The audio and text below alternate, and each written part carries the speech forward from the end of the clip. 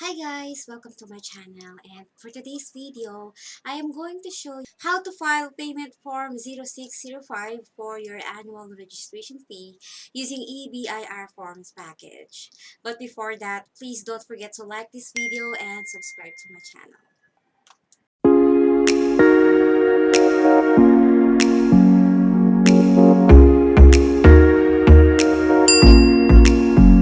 Okay, ang annual registration fee ay 500 pesos at ang deadline for the payment ay January 31st. So, meron pa tayong ilang linggo para isettle to.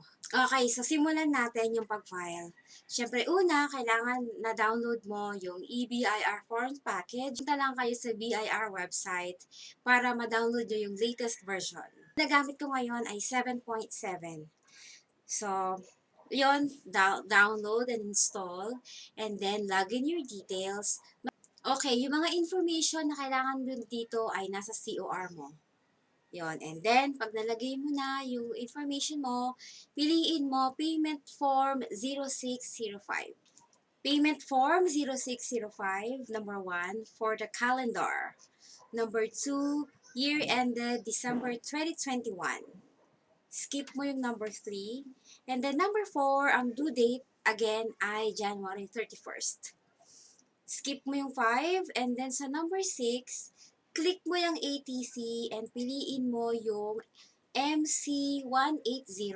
And then scroll down, click OK para makabalik ka sa payment form. Number 7, return period, December 31, 2021. Tax type, RF. Yan, lagay mo yung background information mo. And then, sa 17, manner of payment.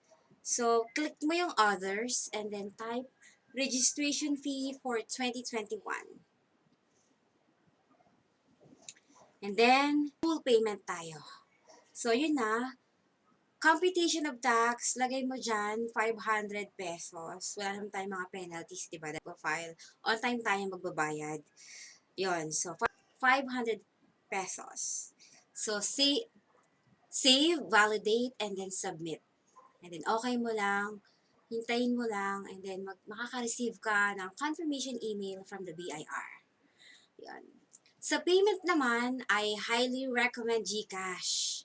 Okay, sa GCash, I made a video kung ano lang yung mga details na nilagay mo dito, yun din naman yung kailangan sa GCash app.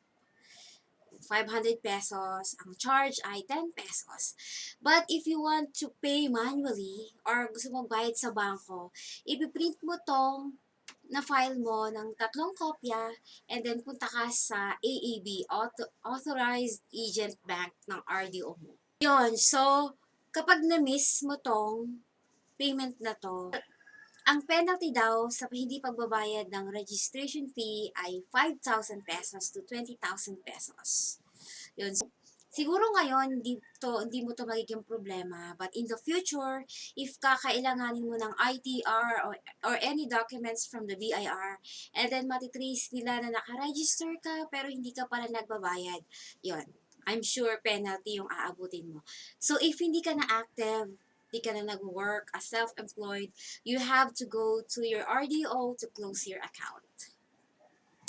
Ayun guys, so sa Ingo naman, you have to submit your COR, yung dati mo ng COR with your SD on or before 15, January 15. Kasi kapag lumagpas ka na doon, hindi na nila yan tatanggapin and then taxable ka na for the whole year. 2022 ka na uli, pwede mag-avail ng 0% tax. So yun guys, if meron kayong tanong, just leave a comment or you can message me in my Facebook page, Ting Manigo. Thank you for watching and until my next video. Bye!